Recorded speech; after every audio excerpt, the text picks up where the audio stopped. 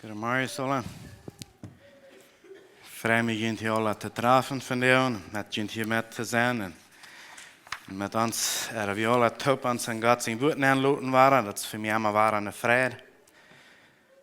Wegens dat als we leven vingen. En waar we leven vingen, dat als we onze vrede zal zijn. Wegens dat als leven. Wenn Leben nicht eine Freude ist, dann ist something anderes und dann wird damit geschafft. Wenn der Körper nicht gesund ist, dann schaffe dass der Körper war soll gesund sein. Mein Körper ist auch die Tongue nicht ganz über soll und der Hals steht wei und dann so sei ammerlich, das war gern, even im Reden. Und so, wenn das geistlich nicht in Ordnung ist, soll wir sehr besorgt sein, kriegt es zusammen uns der Hals wei det. En mijn verlangen is dat we vandaag weer kennen waar wat leren van God zijn woord en mij aankat met jullie top neem te kijken waar we buien. En Matthäus 7, daar hebben we een eind van waar een man reich buien deed en dan hebben we nog een wat niet reich buien deed. En dat is waar mij aankat met jullie top een beetje neem te kijken zijn wat we daar leren kunnen. Wir haben alle verschiedene Gaben, wir haben alle verschiedene Gelegenheiten und wir haben auch alle verschiedene Körper und dann stellen wir das alle top und dann können wir ein Sehen sein, einer für den anderen. Und dort ist so, dass Gott seinen Körper schaffen hat.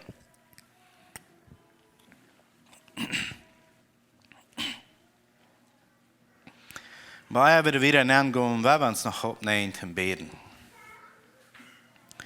Voor een Himmel, we komen waar verder. We danken die voor deine leven, voor deine genade. We danken die dat we kunnen ons aan die woorden aanloten. En dat we kunnen ons ervaren en dat wat we aan die woord vinden. En dat we ons door aanstorten kunnen, voor dat zijn we dankbaar voor.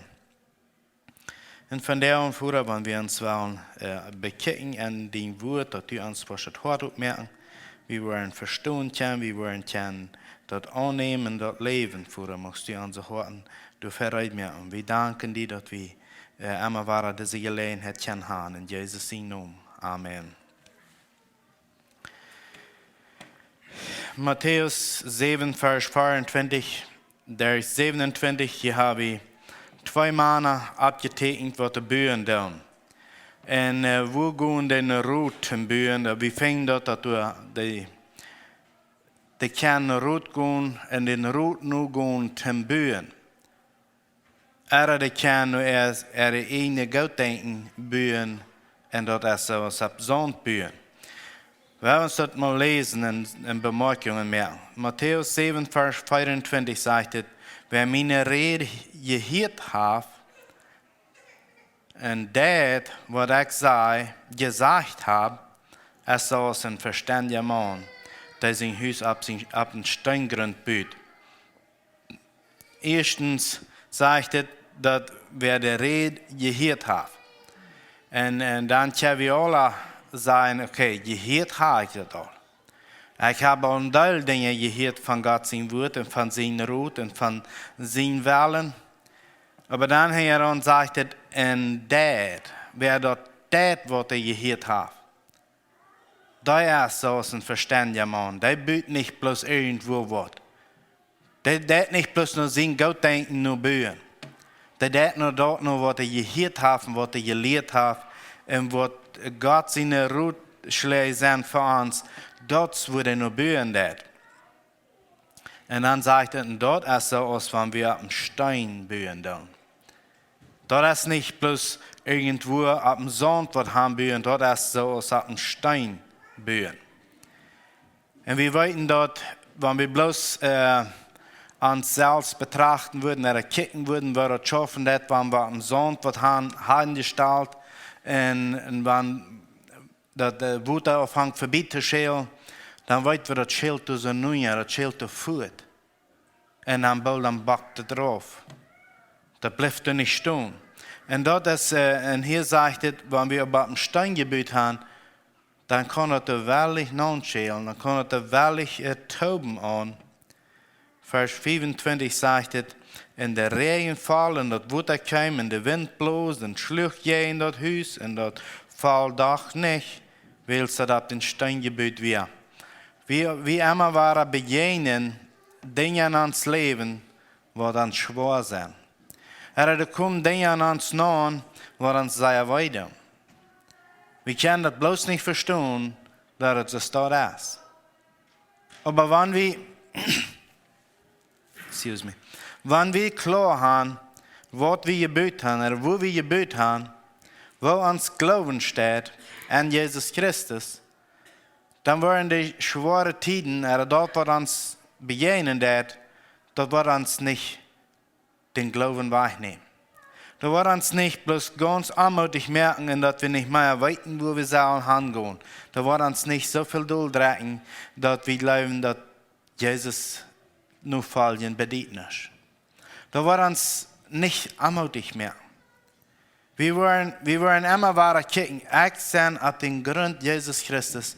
Und dort, was mir begegnen, da kann ich entweder nehmen zum Bühnen, oder ich kann dort mich abnehmen und lassen dort für mich eine Los sein, was mich bloß durchdrücken wird. So, wenn wir aber auf das Steingebiet sind und klar haben, dass unser Leben in Jesus Christus ist, dann ist uns dort mehr wird, als die Lasten, was wir begegnen. Oder das Schwere, das wir begegnen. Dort ist uns dann nicht so wichtig mehr, wir kicken nicht mehr für das Leben, wir kicken für die Ewigkeit, wir kicken vorab. Und wir bühen darauf, dass dort, was wir hier tun, das soll uns nicht ein Hindernis sein, für dann, wenn wir von dieser Erde wegkommen. Das ist unser Ziel, dass wir, nicht bloß das unser Ziel, wir weiten, dass wir einen Tag auf dieser Erde vorher haben. Dort weiten wir alle. Aber wir weiten danach manchmal nicht alle, wo wir auf das Stein bühen, oder wo fliehen wir alle auf das Steingrund ab, oder wo viel von dort würden wir lieber gehen auf den Sand ableihen, ich weiß nicht. Und vielmals, dass ich mal sagen, ich weiß nicht, dass ich kann nicht ganz genug studiert, mir nicht genug Zeit genommen für Gott sein Wort, das vielmals, woran ich mal sagen, ich weiß nicht. Und wenn ich aber meine Zeit spende in Gemeinschaft mit Gott, dann werde ich immer weiter, wenn ich schwere Dinge begegne, ich kann die mit Jesus taub überkommen. Ich kann mir an den Arm lehnen, er hält mich dort drin. Als ich mal zum Glauben kam, da wären viele Menschen, die können mich nicht verstehen. Und ich kann es nicht mehr verstehen. Ich weiß, was sie deuten, ich weiß, was sie sagen deuten. Aber mir wird das nicht mehr deutlich. Wenn ich kann so klar sein, und Gott sein Wort, du sagst das, und hier lesen wir, das sage ich nicht, dass das Theoreten ist, wenn wir das gehört haben, was wir hier beim Lesen können. Das sage ich, wenn wir das tun, dort ist ein verständiger Mensch. Nicht der, der das bloß hört, und das ja viele Menschen, die hören das, aber die tun da nicht viel, was merken. Dann sagt es in 26. Vers, und wer meine Rede hört und nicht tut, was ich gesagt habe, hier redet Jesus, ist als ein unverständiger Mann, der sein Haus auf den Sand baut. Und als dann der Regen fällt und das Wetter kommt und der Wind bloßt und jähnt, das Haus schlug, fällt das mit großen Krachen taub. Wir sehen, dass Menschen, die fangen im Glauben an. Die sagen, dass yes, ich will für Jesus leben. Und dann kommt die Verfolgung, dann kommen die Dinge, die Menschen nicht verstehen können. Und dann, wenn dort mal alles ist, dann habe ich dann nicht mehr mit zu tun. Wenn dort ist, dass es ist, wenn die Menschen mich dann so dort behandeln, woran würde ich mir dann in der vorgeben? Oder woran würde ich das tun, wenn die alle dann bloß gegen mich sind? Jesus sagt hier, wenn ich dann abgebe, dann ist es so ein Mann, der nicht seinen Verstand braucht, um ein Haus zu bauen. Der hat bloß irgendwo, wo das möglich ist, wo das passend ist. Gerade nicht, dass der Stein ist, der Sand ist, der kickt durch nicht nur. Und dann sagt er, wenn dann Verfolgung kommt, wenn dann Dinge an uns kommen, dann sagt er, dann fällt das mit Krachen taub. Dann weiß der Jan, der sich nicht mehr. Und weil es du nicht Steingrund ist, was will er dann mit all das? Wenn ich grund nicht fast hat Jesus Christus ist, was wollen wir dann mit dort? Dann kommen wir bloß miserablich an. Und haben keine Freudigkeit an zu checken, dass du ein ewiges Leben hast. Wenn das bist alles trüblich, das bist alles so sehr durcheinander. Was will ich mit dort? Aber wenn ich mein Glauben auf Jesus Christus sagt, und hör, was er gelehrt hat, und lebe dort, was er gesagt hat, dann kann der Sturm noch krass so stark sein, oder noch stärker an mir sein.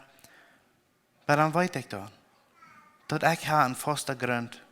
Wenn das hier nicht schaffen wird, wenn die Menschen mich nicht verstehen können, wenn sie nicht wissen, was ich tue, damit ist das nicht gut. Wenn ich weiß, dass meine Gemeinschaft mit Jesus, der ist klar, der ist in Ordnung. Und weil es in Ordnung ist, dann fällt das nicht alle taub, wenn es Sturm stark ist, wenn es Wut an mich anprallt, wenn ich noch sogar Not war von Dingen, was an mir passieren, dann werden ich nicht taub in Armut und ich weiß nicht mehr. Was sind Dinge, was wir dazu können brauchen, oder was ist eine Mut, zu meten, wenn wir bei sind, dass uns jährliches Leben anfängt, ab Sonntag sich zu lehnen.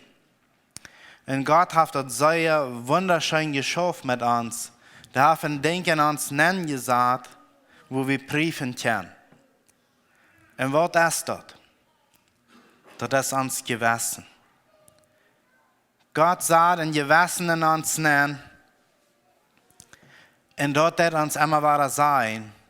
Da lässt uns das anwollen, wenn wir anfangen, ab Sonn zu bauen. Wenn wir anfangen, uns eine Weg zu gehen. Paulus beschriftet diese Weg, wo er arbeiten wird, wo er das Evangelium mitbringen wird und wo er mit Menschen zu tun hat. In 2. Korinther 4, Vers 2, da sagt er, das ist das. Mit alles, was geheimen schon ist, hier redet von Sinn oder Plitscherien, sagt er, du hast nichts mehr zu tun. Du hast bloß nichts mehr zu tun. Aber wir handeln, dann sagt er wieder, und wir handeln nicht hängerig. Wir lassen Gott sein Wort das Wahrheit stehen. Und das kann mir mit mir nur denken. Wenn wir Gott sein Wort das Wahrheit stehen lassen, dann können wir uns auch an dort lehnen. Dann können wir uns auch dort verlassen. Dort, was das sagt, dort, was das ist. Und wenn wir uns dort anholen können, verlassen können dort, dann, wenn wir es nicht mehr weiten, dann sagen wir, ich kann nicht klar besennen, aber ich weiß bis so viel, dass Gott sein Wort das Wahrheit, und wenn er das dort sagt, dann höre ich dort, dann tue ich dort. Was mein Fleisch immer dort fehlen, was mir dort immer jankern, noch nicht unbedingt. Wir können an Dinge angeraten, wo wir würden sagen, das ist hier doch nicht sehr möglich. Wenn das ist dort über mich lachen, wenn ich nur das Wort hören, dort kommt uns noch ein bisschen dicht bei. Dort wird uns noch sogar möglich. Aber Paulus sagt, dass wir lassen Gott sein Wort das Wahrheit stehen, und dann sagt er wieder, und Gott willst wie die Wahrheit und Gott seine Gehen wird klar für den Tag bringen, können wir damit für Gott in den Gewissen von Menschen bestehen. So hier redet er von das Gewissen. Wir können bestehen, weil wir handeln nicht gegen uns Gewissen, wir handeln nur dort, was Gott sein Wort lehren wird, und besten ans Gewissen an dort, was Gott sein wird lehren wird. Und hier kommt es manchmal darauf an, dass wir uns nur unsere Gefälle noch rechten wollen, weil wir feilen nicht dort. Wir feilen nicht sehr fan. Oder wir feilen, dass somebody hat über uns geredet, oder whatever das ist. Oder wir haben jeden anderen geredet. Hier sagt es, wenn wir Gott sein Wort stehen lassen und wir rechten uns tun, dann sagt er, dann können wir für Gott und das Gewissen von Menschen bestehen. Und wenn wir das können bestehen, dann können wir uns auch dort lehnen. Dann können wir uns auch sicher sein, dass Gott sein Wort das Wahrheit und das, was ich lerne, das, was ich höre, das, was ich meine Rechten da, das, was ich leben da. Und wenn ich dort leben da, wat du sagst, dann kann ich mir da auch anlehnen. Das gibt Menschen, die weten nicht mehr, wo sie sind mit alles. Sie sind durcheinander gekommen. Es sind Dinge in ihr Leben passiert, wo sie sich nicht mehr verstehen können. Sie können das all sein, das ist arg. Aber wo dann nu? Ich weiß, dass ich heute so anders getan habe. Was dann nu? 1. Johannes 1, Vers 9 sagt, wenn wir reisen zum Bekehren, dann ist Gott trüen Gerachen, der verjährt uns. Dann sagt dann reinigt uns von all seinen Dingen, was wir getan haben, was wir nicht sollen haben getan haben. Da reinigt uns durch. Und so, und da können wir, wenn das sagt, dass uns da reinigen, das ist nicht, dass er wird kommen mit einem Barschen und ansonsten wird uns da reinwaschen. Das ist nicht, dass es schon wird. Dann, wo wir horchen, dann, wo wir tun, was wir wollten, was uns abgewaschen. Und dort wird uns reinigen. Wenn wir einen Fehler merken, dann wollen wir ehrlich sein, zum Gehen, das zu fixen. Wenn wir haben wen beleidigt, dann wollen wir sagen, du hast zu viel gesagt. Oder dann wollen wir gehen sagen, kannst du mir vergeben. Ich werde zu dreist was. Und dort, wenn wir dort werden tun, dort ist, was uns reinigen wird. Und wir wollen in Frieden gewesen haben, das nächste Mal der Person zu begegnen, wo wir in Frieden gewesen haben, wird nicht drehen. Wir wollen in den Blick in die Augen checken. Oder whatever das ist. Wenn wir wollen, Gott sein wird das Wort stehen lassen, dann wollen wir in Reinen gewesen haben, wenn wir da noch leben tun. 1. Timotheus 1, Vers 5 sagt es dort, alles, was wir lernen, ist dazu, dass der Leib uit ein reiner Hort, ein gutes Gewissen und ein starker Glauben ist. Alles, was wir lernen, ist dazu, dass wir ein Leib, ein reiner Hort haben. Dass der Leib uit ein reiner Hort uit uns rückspielen wird. Dass wir diese Leib, was Jesus zu der Menschheit hat, dass wir auch das Leib annehmen und das wiedergeben nur unseren Nächsten. Dann würden wir vielleicht sagen, so viel habe ich nicht. No, ich weiß, dass wir nicht ganz so viel kennen als Jesus. Das weiß ich. Aber ich weiß, dass wenn wir dort tun, was wir gekriegt haben, wenn wir das Leib, was wir gekriegt haben von Jesus, wenn wir das wiedergeben, das wird nicht so arg sein oder so kraftig sein, als was Jesus dann uns getan hat. Aber dort wird Leib sein, was andere Worte fallen kann. Das kommt nicht bloß von mir. Das kommt von wieder von oben. Wir lassen seine Leib durch uns durchschälen, wenn wir unser Leib würden wiedergeben, dann würde es ihr anvollkommen sein. Und dann Menschen sich würden an der Besen würden sich vielmals anschmieren.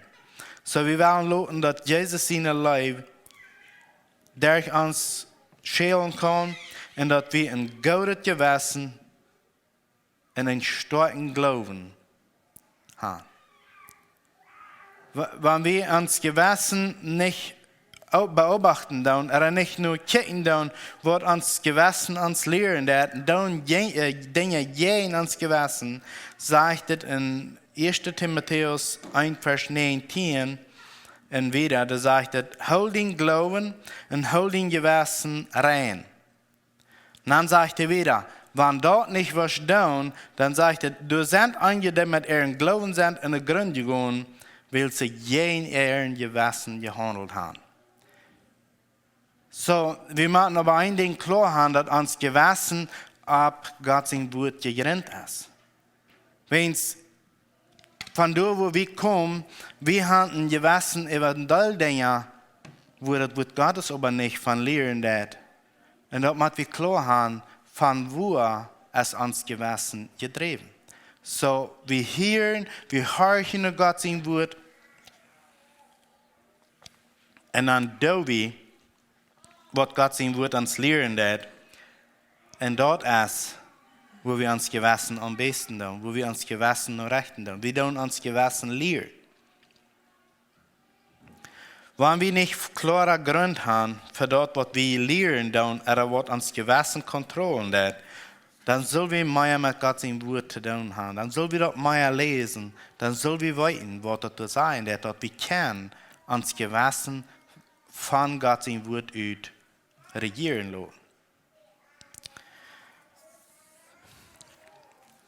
Wir haben wir haben so manch uns Menschen, dass wir würden sagen, oh, wir haben eine schwarze Mütze über den Weg.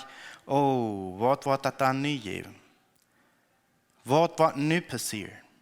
Und wir merken uns das schwer, wenn es der Hafmann wäre sagt, dass dann kann sein, was der Anleg sein, wenn es der erste schwarze Mütze über ihr hat. Wenn uns Gewissen von dort geregiert wird, und wir merken uns das schwer an, das ist nicht so soll sein.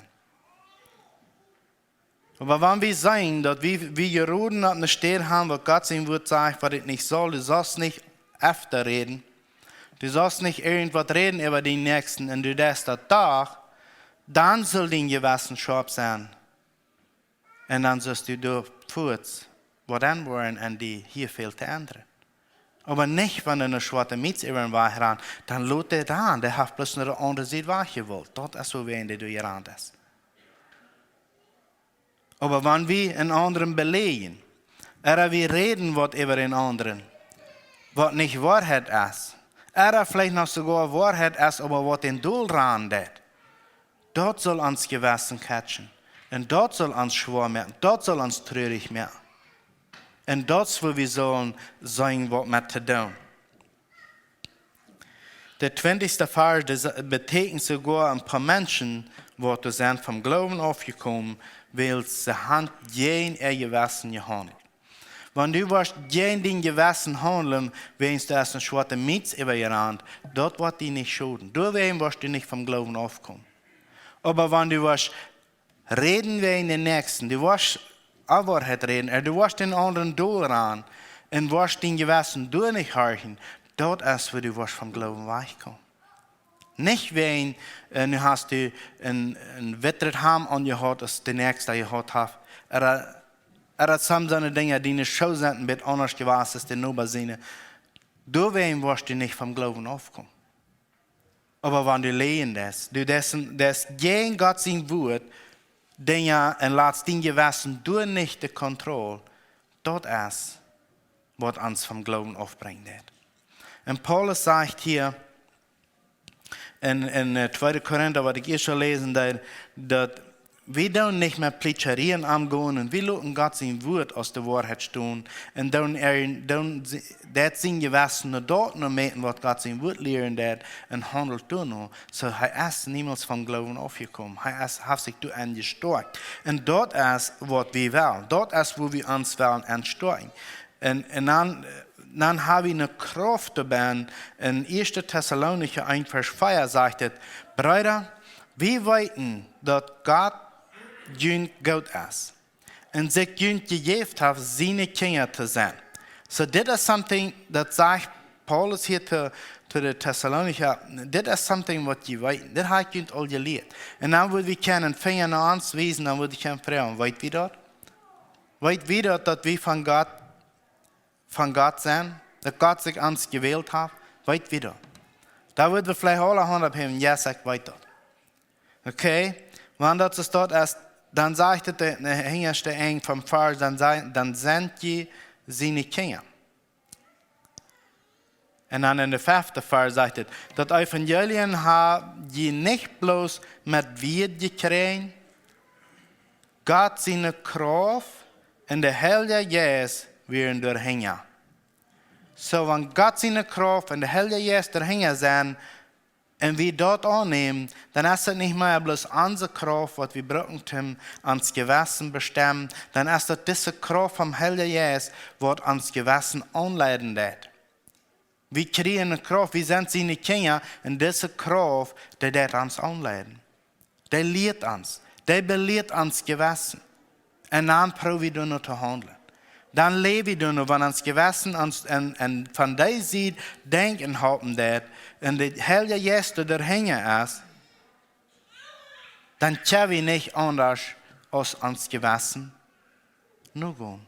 Und wenn uns Gewissen sagt, ja, ich habe getan, dann sind wir willig.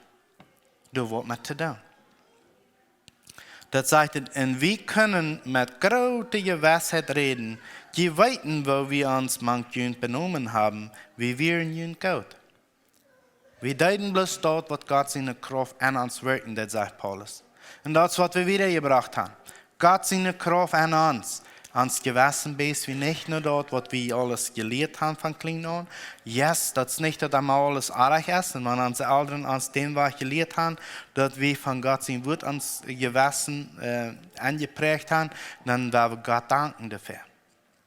Aber wenn das so eine Dinge sind, wo nicht mit Gott sein Wort stemmen, dann in uns Gewissen von du uns immer kontrollieren will, dann werden wir mehr Gott sein Wort lernen und leben dort, was wir durch sein können, was das uns lernen hat. Weißt, wenn wir uns von dort leiden lassen, dann ist das so, wenn wir am Sond bühen und wenn dann große Schwierigkeiten kommen, dann weit wir uns dann nicht mehr.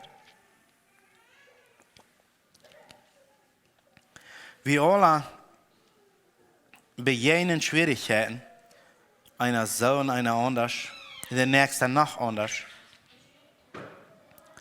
Und wir können in Gewissheit entscheiden, was wir mit dort tun. Wir können die Schwierigkeit brücken, um unseren Glauben zu stärken. Oder wir können bloß anmutig sein und die Schwierigkeit betrachten von einer Seite bis der anderen Seite und immer bloß an das denken, was die Schwierigkeiten am Ständen dran sind und ganz ans Ungegroben und anmutig sein. Oder wir können sein, weil das geht nicht so schön, aber von das will ich mir nicht kontrollieren lassen. Ich weiß, dass Gott sein Wort das Wahrheit, das lasse ich als Wahrheit tun und du gehst mir Kraft holen. Von du lasse ich mein Gewissen kontrollieren und dann lebe ich, weil ich sein Kind sein.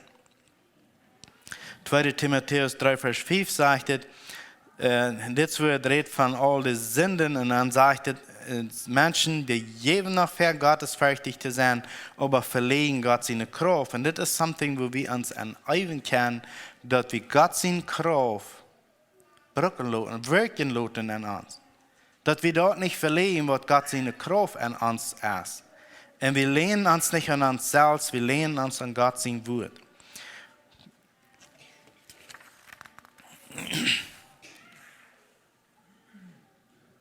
Du wirst mal ein gläubiger Mann, der begegnet ein Geschäftsmann und redet ihn an vom Glauben und dann sagt das Mann, oh, das ist bei mir nicht viel wert, von Glauben zu reden. Ich gleich das nicht, aber ich sage, ab 2 Städten sei eine eng, wenn dort wird so utkommen, wenn du was zu verbeten und dort wird so utkommen, sagt mir das wünschen, dann würde ich an Jesus glauben. Meine Frau hat eine anhaltbare Krankheit und ich habe 2 Geschäfte angefangen, was sehr am Spiel gehen und sagt, dass alle was verlieren. Wenn ich die Geschäfte arbeite, wird gewinnen und dort wird fein uitreden und meine Frau wird gesund sein, dann würde ich glauben. 2 Monate später so, dann begegnet der Mann war und dann fragt er, was ist mit deiner Frau? Was ist mit den Geschäften? Die Frau ist ganz gesund geworden und die Geschäfte habe ich bei gewonnen. Das ist alles sehr fein uitgefallen. So, wo ist es dann nu? Was Gott dein? Dann sagt er, das ist noch zu viel, was ich will tun, ich das will tun. Das sind noch so andere Dinge, was ich noch hier will tun. Dann, und wieder weiß ich nicht.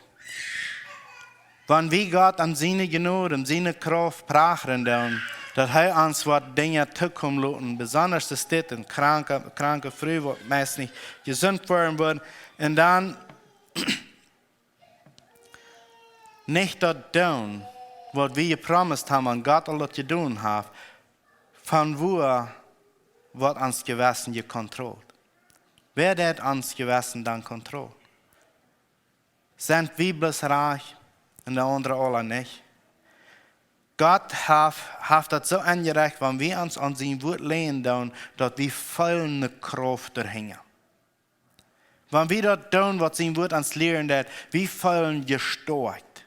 Wir voll, dass du hast mehr als bloß ans eine Fleisch. Und verschiedene Wege, wenn Temptations kommen, oder verschiedene Dinge. Wir voll, dass du hast mehr durchhängen. In Römer 8, Vers 14 und 15 und 16, da sagt es, die von Gott seinen Geist gelehrt wurden, die sind Gott seine Kinder. Gott sein Geist, der lehrt uns. Wir loten dort, wir beschäftigen uns mit Gott sein Wort. Wir lesen dort. Wir lassen uns lernen. Wir haben some Versen auswendig gelehrt. Wir erfreuen uns von dort. Und dann in der 15 sagt es, dass das Jes es nicht in Skluven Jes. Die haben nicht in Skluven Jes gekriegt, dass die ihn fürchten man. Die haben ein Jes gekriegt, durch den Gott ihn annehmen als seine Kinder und die am anrufen als ein Führer, als ein Leiberführer, der wir am anrufen. Und dann sagt es, das in der Vers, der Jes selbst gibt an den Jes die Gewissheit, das Zeugnis, dass wir Gott seine Kinder sind. So, und wenn wir seine Kinder sind, dann sind wir auch die, die uns Leben auf das Steingrund bauen, nicht ab Sand. Dann sind wir die, die forschen tun. Dann sind wir die, die aufsehen, auch eben von anderen uns helfen zu lassen. Weil Gott sein Jes, der wirkt in uns. Der lädt uns. Der führt uns. Der will uns tragen. In verschiedene Wege. Wenn dann große Schwierigkeiten auf uns kommen, schwere Dinge auf uns kommen, dann gehen wir durch, wo wir sicher Trost finden. Und dort ist bei unseren Mitbrüdern im Herrn, dort ist an Gott sein Wort. Im Gebet. Aber wir fühlen uns gestärkt, wenn wir nur angehen. Er ist der uns leiden und führen will, in alle Wege. Dass wir nicht darum von denen sind, die wenn Schwierigkeiten kommen, dass wir dann versehen tun. Dass alles topfällt und wir nicht wissen, wo wir bleiben sollen. Dann wir haben einen festen Grund, weil wir horchen Gott sein Wort, dann tun wir dort. Und Gott sein Jes fällt uns mit der Kraft, dass wir dort mit Frieden können. Und mein Verlangen ist, dass wir dort alle top immer waren und uns können stärken, uns Mutter sprechen, wenn wir wollen. Dinge begegnen, was uns wehtun. Wir wollen Dinge begegnen, was wir nicht verstehen können. Und dass wir nicht dann wollen sein, ist das alle ut. Dat sie ganz anders als ich gedacht habe. Ich dachte, wenn ich im Glauben leben, dann würde ich das alle nicht begegnen. Yes, wie solange wir hier deseiert sind, wo wir Dinge begegnen, die nicht gut sind. Wir wollen an Dinge ran, wo wir auf einmal wollen, tanz Fleisch sein. No, du hast nicht das Kraft, du hast nicht das Reich über mich. Ich lasse Gott sein Wort als Wahrheit stehen und das wird mir lehnen da. Und er hat Kraft, das zu tun. Wenn ich aber nicht dort tue, was Gott sein Wort sagt, dann mache ich die Dinge mit meiner eigenen Kraft tun. Dann mache ich die Dinge so tun, als ich kann. Aber wenn ich mich an Gott sein Wort hole, dann ist er mit seiner Kraft dahinter und stärkt uns, dass wir das können. Er will gleich, dass wir hier bloß in Schwierigkeiten leben. Aber wenn wir diese Schwierigkeiten lassen uns untergraben, dann leben wir in Schwierigkeiten, wo wir gleich wieder rutschen. Aber wenn wir die Schwierigkeiten brauchen, zum Stepping Stones, sagen wir manchmal. Wir lernen darüber, und dann, wenn wir das Wort von gelehrt haben, dann checken wir, warum mit Frieden. Gott hat something gebraucht, zu mir, was lernen. Und dann können wir uns da erfreuen. Dankeschön.